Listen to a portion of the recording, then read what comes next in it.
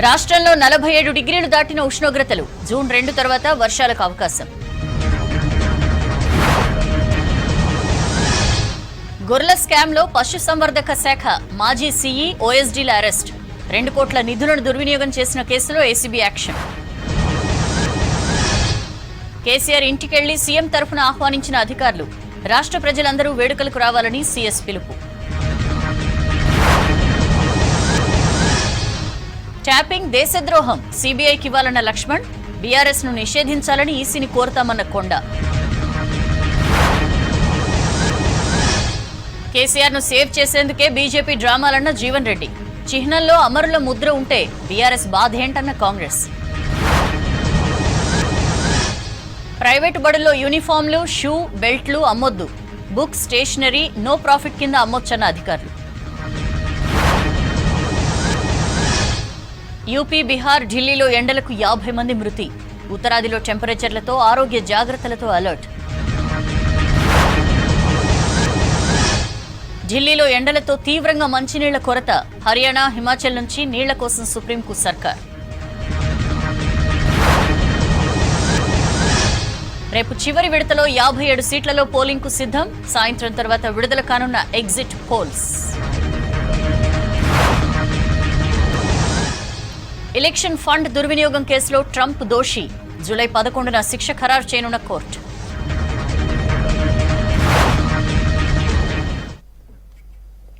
Details చూద్దాం. తెలంగాణ దశాబ్ది ఉత్సవాల పనులు వేగంగా కొనసాగుతున్నాయి. మాజీ సీఎం కేసీఆర్ కు స్పెషల్ ఇన్విటేషన్ ఇచ్చింది సర్కార్. కానీ విని ఎరుగని రీతిలో ఈ వేడుకలు నిర్వహించేందుకు కసరత్తు చేస్తున్నారు. ఇటు హైదరాబాద్ లో అంతర్జాతీయ వరి సదస్సుపై సమీక్ష నిర్వహించారు మంత్రి తుమ్మల. నిర్వాహకులతో సుదీర్ఘ చర్చలు జరిపారు.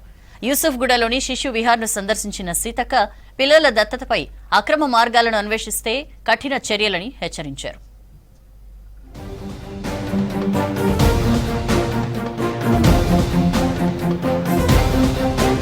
తెలంగాణ దశాబ్ది ఉత్సవాలకు ఏర్పాట్లు చురుగ్గా సాగుతున్నాయి. ట్యాంక్ బండ్ సహా పరేడ్ గ్రౌండ్స్ లో పనులు వేగంగా పూర్తవుతున్నాయి. జూన్ 2న ఉదయం 7 గంటలకే CM Revanth Reddy gun park దగ్గర అమరులకు నివాళులర్పించనున్నారు. ఆ తర్వాత పరేడ్ గ్రౌండ్స్ కు వెళ్తారు. అక్కడ గౌరవ వందనం స్వీకరించిన తర్వాత రాష్ట్ర గీతాన్ని జాతికి అంకితం చేస్తారు. పండుగ వాతావరణంలో వేడుకలు చేసేందుకు ట్యాంక్ బండ్ను ముస్తాబు చేస్తున్నారు. సాయంత్రం 5 గంటల నుంచి రాత్రి 11 గంటల వరకు ట్యాంక్ బండ్పై ప్రత్యేక కార్యక్రమాలు కొనసాగనున్నాయి.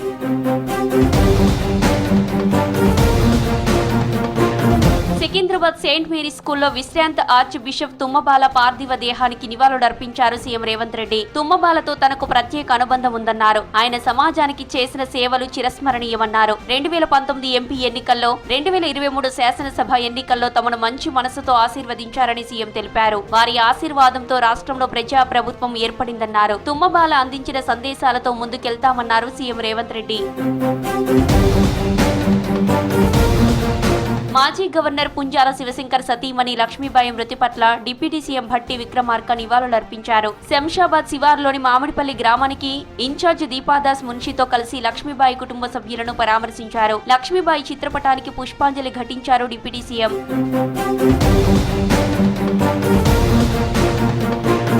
ప్రపంచ వరి సదస్సుకు ముమ్మరి ఏర్పాట్లు చేస్తున్నారు వ్యవసాయ శాఖ మంత్రి తుమ్మల నాగేశ్వరరావు. సదస్సును అంతర్జాతీయ పంటల సంస్థ నిర్వహిస్తోంది. ఆ సంస్థ డైరెక్టర్ శ్రీమతి మెర్సిడెస్ జోన్స్ తో పాటు స్థానిక నిర్వాహకులు వ్యవసాయ శాఖ మంత్రి తుమ్మలతో భేటీ అయ్యారు. సదస్సుకు 150 మంది విదేశీ వరిధాన్యం ఎగుమతులు, దిగుమతిదారులతో పాటు అంతర్జాతీయ వరి పరిశోధనా సంస్థ నుండి ప్రముఖ వరి శాస్త్రవేత్తలు హాజరు కానున్నట్లు చెప్పారు. వీరితో పాటు రాష్ట్రంలోని దాదాపు 30 మంది అభ్యుదయ రైతులు, 30 మంది రైస్ మిల్లర్లు కూడా పాల్గొంటున్నారు.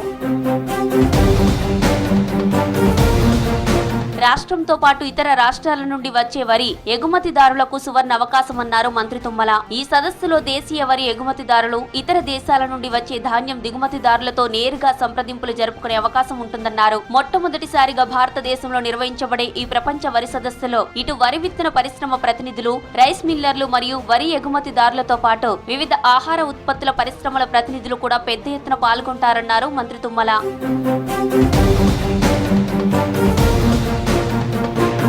పిల్లల దత్తత కోసం అక్రమ పద్ధతులు అనుసరించొద్దన్నారు మంత్రి సీతక్క. యూసఫ్గూడలోని శిశు విహార్ను సందర్శించారు మంత్రి. అక్రమ రవాణా నుంచి విముక్తి పొందిన చిన్నారులను పరామర్శించారు. చిన్నారుల యోగక్షేమాలపై అధికారులను అడిగి తెలుసుకున్నారు. పిల్లల దత్తత కోసం చట్టపరమైన చర్యలు పాటిస్తే ఇబ్బందులుండవన్నారు సీతక్క. చెస్ గేమ్ చురుకుదనం పెంపొందించడంతో పాటు సమస్యలను పరిష్కరించుకుంటూ ముందుకెళ్లే తత్వాన్ని నేర్పిస్తుందన్నారు మంత్రి కొండా సురేఖ. రాయదుర్గంలో నిర్వహించిన London world book of records events కు హాజరయ్యారు. 10 నిమిషాల్లో 100కు పైగా చెక్ మేట్స్ తో ఫజీల్ ను పరిష్కరించిన 5 ఏళ్ల చెస్ ప్లేయర్ ఇషాని అభినందించారు. ఇషాకు రాయ్ చెస్ అకాడమీ సర్టిఫికెట్ ను అందజేశారు కొండా సురేఖ. సీఎం ఆదేశాలతో రాష్ట్ర ఆవిర్భావ వేడుకలను ఘనంగా నిర్వహిస్తున్నామన్నారు సీఎస్ శాంతికుమారి. ప్రజలందరూ అవతరణ వేడుకల్లో పాల్గొనాలని పిలుపునిచ్చారు. సాంస్కృతిక కార్యక్రమాలు, స్టాల్స్ ను చూసేందుకు ప్రజలు తరలి రావాలని కోరారు సీఎస్.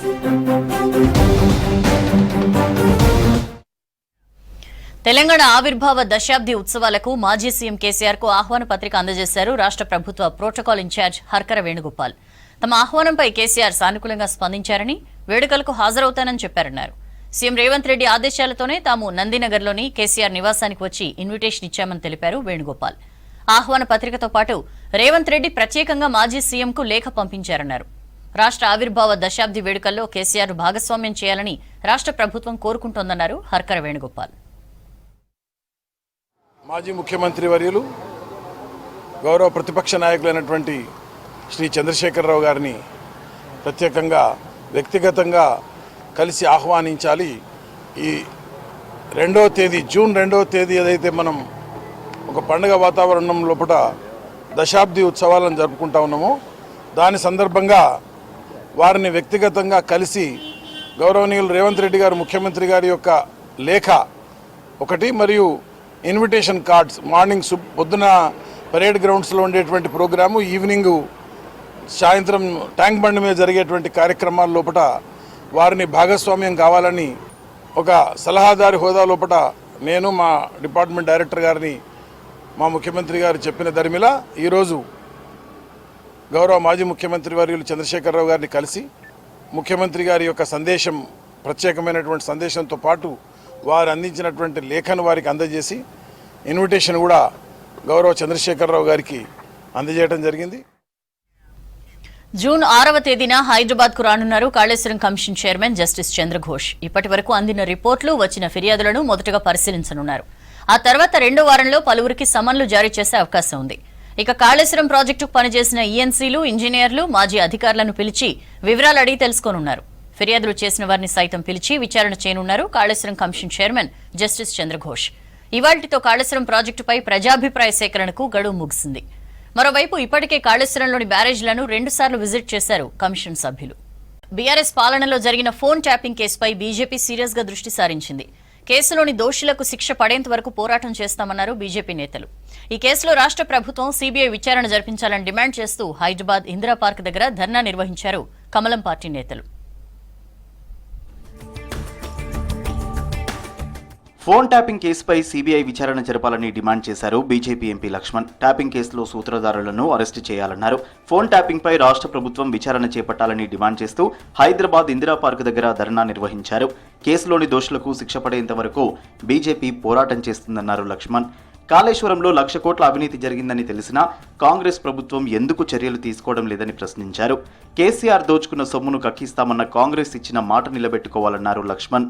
భారతీయ జనతా పార్టీ యొక్క ఆర్థిక మూలాలను దెబ్బతీయడానికి ఏ రకంగా మొత్తం పోలీసు వ్యవస్థను మరి ఆ రోజు మరి అధికారులందరినీ కూడా ప్రేరేపించి ఆ యొక్క అధికారులు ఇవాళ మొత్తం కూడా మీ భాగోత్వం బయట పెడుతున్నారు. ఎవరైతే ఇవాళ జైలు ఊచలు లెక్క పెడుతున్నారో విధి లేని పరిస్థితుల్లో ఆ రోజు పెద్ద ఆయన చెప్పిన విధంగానే మేము చేశామని తప్పితే, ఆ ప్రభుత్వానికి అనుగుణంగానే మేము పనిచేస్తామని తప్పితే మాకంటూ వ్యక్తిగతంగా లేదని ఇవాళ వారు ఇచ్చినటువంటి ఈ కన్ఫెషన్ స్టేట్మెంట్స్ ఇవాళ చూస్తూ ఉంటే మొత్తం ఈ రోజు ఇన్ని పేజీల కన్ఫెషన్ లో మొత్తం దేశమంతా కూడా ఇవాళ ఆశ్చర్యం. రాష్ట్రంలో బీఆర్ఎస్ ను రద్దు చేయాలని ఎన్నికల కమిషన్ కు లేఖ రాస్తానన్నారు మాజీ ఎంపీ కొండా విశ్వేశ్వర్ రెడ్డి. 2017 కంటే ముందు నుంచే ఫోన్ ట్యాపింగ్ జరిగిందని ఆరోపించారు. ఫోన్ ట్యాపింగ్ లో ఇప్పటి ముఖ్యమంత్రి కూడా బాధితుడేనని తెలిపారు విశ్వేశ్వర్ రెడ్డి. బిఎల్ సంతోష్ పై పెట్టిన కేసును పరిశీలించి సూత్రధారులపై చర్యలు తీసుకోవాలన్నారు బూర నర్సయ్య. ఆ పార్టీని నేను ఎలక్షన్ కమిషన్ కు తప్పక రాస్తాను. ఆ పార్టీని డిజాల్వ్ చేయాలి. అది పొలిటికల్ పార్టీగా ఉండొద్దు, అది డిజాల్వ్ చేయాలి. ఇటువంటి పార్టీలు ఓ కుటుంబ పాలన దేశానికి, రాష్ట్రానికి, సమాజానికి నష్టము. ఈ రోజు మీరు గమనించాలి, ఒక రాజకీయ పార్టీ, ఒక ముఖ్యమంత్రి ఒక టెలిఫోన్ ట్యాపింగ్ ని ఆర్థికంగా, రాజకీయంగా ఒక క్రిమినల్ గా వాడుకోవటం అనేది ప్రపంచంలో ఇంతవరకు చూడలే. బీఆర్ఎస్ పాలనలో చేసిన అక్రమాలకు శిక్ష పడాలంటే సీబీఐ విచారణ జరిపించాలన్నారు MLA Payal Shankar. High court judge phone కూడా ట్యాప్ చేశారని మండిపడ్డారు. ఫోన్ ట్యాపింగ్ వ్యవహారంపై సీఎం రేవంత్ కళ్ళు తెరిపించేందుకే బీజేపీ ధర్నా చేపట్టిందన్నారు మాజీ ఎమ్మెల్సీ పొంగులేటి సుధాకర్ రెడ్డి.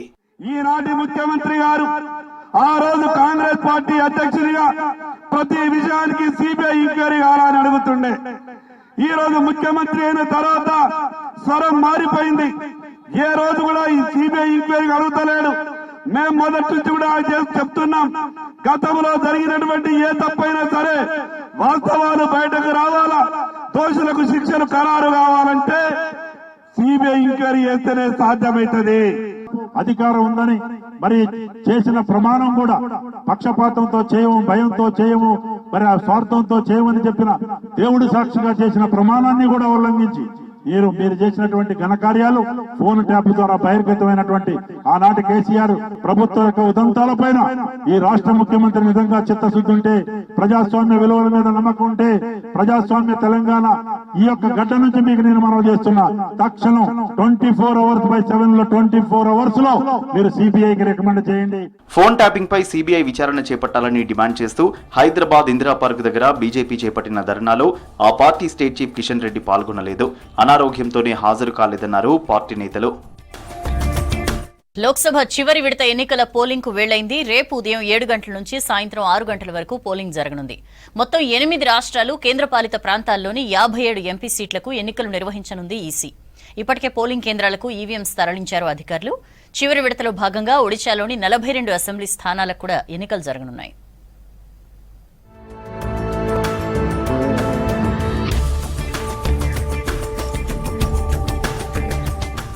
లోక్సభ ఎన్నికల సమరం చివరి దశకు చేరింది. ఆఖరి విడత ఎన్నికలకు రేపు పోలింగ్ జరగనుంది. 8 రాష్ట్రాలు, కేంద్రపాలిత ప్రాంతాల్లోని 57 ఎంపీ సీట్లకు పోలింగ్ నిర్వహించనుంది ఈసీ. దీంతో పోలింగ్ కేంద్రాలకు ఈవీఎంలను తరలించారు అధికారులు. పోలింగ్ సమయంలో ఎలాంటి ఇబ్బంది లేకుండా సీసీ కెమెరాలతో పటిష్ట భద్రత ఏర్పాటు చేశారు. ఉదయం 7 గంటల నుంచి సాయంత్రం 6 గంటల వరకు పోలింగ్ జరగనుంది. చివరి దశ ఎన్నికల్లో మొత్తం 907 మంది అభ్యర్థులు పోటీ పడుతున్నారు. हमारी जो पोलिंग स्टेशन है 614 है, जो वोट है करीब 6.59 लाख है, और जो मॉडल पोलिंग स्टेशन है हमारे वो 55 है, जिसमें हमने 8 हमारे हेरिटेज पोलिंग स्टेशन भी बनाए हैं, और जिसमें जो आपके जैसे रॉक गार्डन जैसे कि हेरिटेज कॉन्सेप्ट है उसमें किया है। 5 हम लोग फीमेल जो women monitor voter pink vote बनाए, 5 हम जो यंग वोटर्स यंग टीम है उसके द्वारा कर रहे हैं, तो और 5 हम लोग दिव्यांग जो है उनके द्वारा ये बूथ में वोटिंग करवाएंगे। 139 हमारे सेंसिटिव है, बट आप हिस्टोरिकल देखो कि यहाँ पे कोई इलेक्शन में कभी प्रॉब्लम नहीं हुआ। इनफैक्ट कोई लास्ट में भी कोई एफआईआर नहीं हुई, आज तक भी कोई एफआईआर नहीं हुई। तो फिर भी हमने जो सर्टन गाइडलाइंस के मुताबिक 139 हमने किए, जिसके लिए जो रिक्विजिट अरेंजमेंट है, चाहे extra man power, extra micro observer और 100% वेब कास्टिंग तो है, तो वो सारी अरेंजमेंट है, और हमें पूरी उम्मीद है कि इलेक्शन हम लोग फ्री एंड फेयर मैनर में करेंगे। చివరి విడతలో పంజాబ్లోని మొత్తం 13 ఎంపీ సీట్లు, హిమాచల్ ప్రదేశ్లోని 4 ఎంపీ స్థానాలకు పోలింగ్ నిర్వహిస్తోంది ఈసీ. అలాగే బీహార్లో 8 సీట్లు, జార్ఖండ్లో 3, ఒడిశాలో 6, యూపీలోని 13 సీట్లకు ఎన్నికలు జరగనున్నాయి. పశ్చిమ బెంగాల్లోని 9 ఎంపీ స్థానాలతో పాటు చండీగఢ్ సీటుకు చివరి దశలో పోలింగ్ జరగనుంది.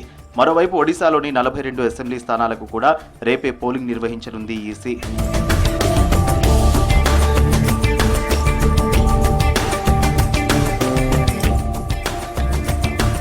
ఏడో విడత పోలింగ్లో పలువురు ప్రముఖులు పోటీలో ఉన్నారు. వారణాసి లోక్సభ స్థానం నుంచి ప్రధాని నరేంద్ర మోదీ పోటీ చేస్తున్నారు. హామీపూర్ నుంచి కేంద్ర మంత్రి అనురాగ్ ఠాకూర్ బరిలో ఉన్నారు. హిమాచల్ ప్రదేశ్లోని మండి బీజేపీ అభ్యర్థిగా కంగనా రనౌత్, గోరఖ్పూర్ నుంచి నటుడు రవికిషన్, డైమండ్ హార్బర్ నుంచి మమతా బెనర్జీ మేనల్లుడు అభిషేక్ బెనర్జీ పోటీలో ఉన్నారు. हम लोग कल 3 पार्लियामेंट्री कॉन्स्टिट्यूंसी है, राजमहल, गोड्डा, दुमका में चुनाव है. उसमें राजमहल में 14 कैंडिडेट है, आपका गोड्डा दुमका में 19 कैंडिडेट है. कल वोटिंग में 53.23 लाख वोटर्स है, उसमें पार्टिसिपेट करेंगे. मतदान केंद्र लगभग कुछ 6,000 कुछ आसपास, एग्जैक्ट नंबर अभी नहीं, 6,200 कुछ मतदान केंद्र, वहां पर पोलिंग होगी. उसके लिए पोलिंग के लिए सब तरफ से व्यवस्था पूरा हो चुका है. ఇప్పటి వరకు దేశవ్యాప్తంగా 6 విడతల్లో పోలింగ్ నిర్వహించింది ఈసీ. మొదటి దశలో 66.14%, రెండో విడతలో 66.71%, మూడో దశలో 65.68% పోలింగ్ నమోదైంది. నాలుగో విడతలో 69.16%, ఐదో దశలో 62.2%, ఆరో విడతలో 61.98% ఓటింగ్ నమోదైనట్లు తెలిపింది ఈసీ. ఇప్పటి వరకు దేశవ్యాప్తంగా 6 విడతల్లో 486 ఎంపీ సీట్లకు పోలింగ్ ముగిసింది.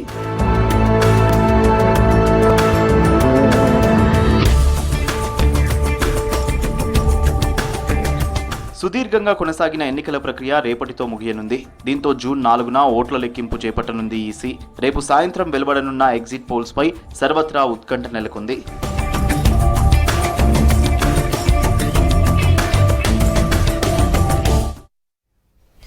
ఉత్తరాది రాష్ట్రాల్లో అధిక ఉష్ణోగ్రతలతో ప్రజలు ఉక్కిరిబిక్కిరవుతున్నారు. పెరిగిన ఎండ తీవ్రతతో 50 మంది మృతి చెందారు. ఉత్తరప్రదేశ్లో ఎన్నికల విధుల్లో పాల్గొనేందుకు వచ్చిన 6 జవాన్లు వడగాలులతో మరణించారు. మరో 2 జవాన్ల పరిస్థితి విషమంగా ఉండటంతో మీర్జాపూర్లోని ఆసుపత్రిలో చికిత్స అందిస్తున్నారు. మరో 15 మంది సైనికులు సైతం వడదెబ్బకు గురయ్యారని చెప్పారు అధికారులు.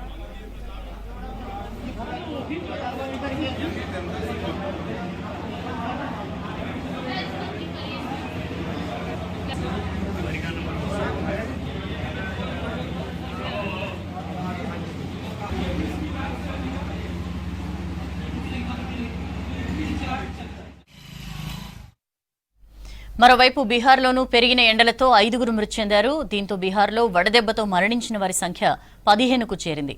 ఉత్తరాదిలో మరో 4 రోజుల పాటు అధిక ఉష్ణోగ్రతలు నమోదయ్యే అవకాశం ఉందంది ఐఎండీ. దీంతో ప్రజలు అప్రమత్తంగా ఉండాలంటూ ఆదేశాలు జారీ చేశారు అధికారులు.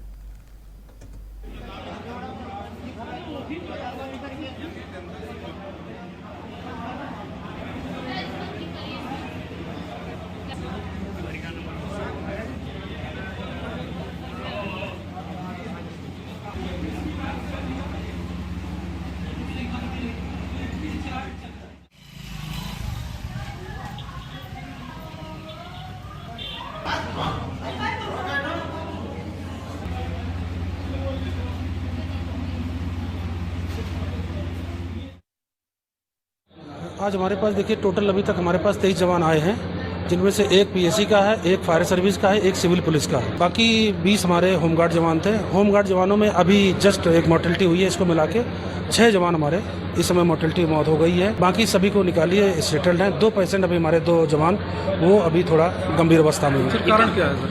इनका कारण ये है कि हमारे पास जब आए हाई ग्रेड फीवर था और बीपी बहुत ज़्यादा बढ़ा हुआ है, सबका आ रहा है. डायबिटीज शुगर बहुत बढ़ी हुई आ रही है. ब्रेन स्ट्रोक के भी चांस हो सकते, क्योंकि सडनली जो हिस्ट्री मिली मुझे कि वहीं गिरे हैं.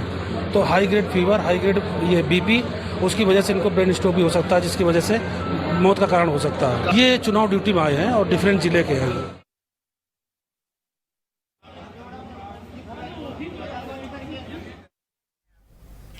That's all for now.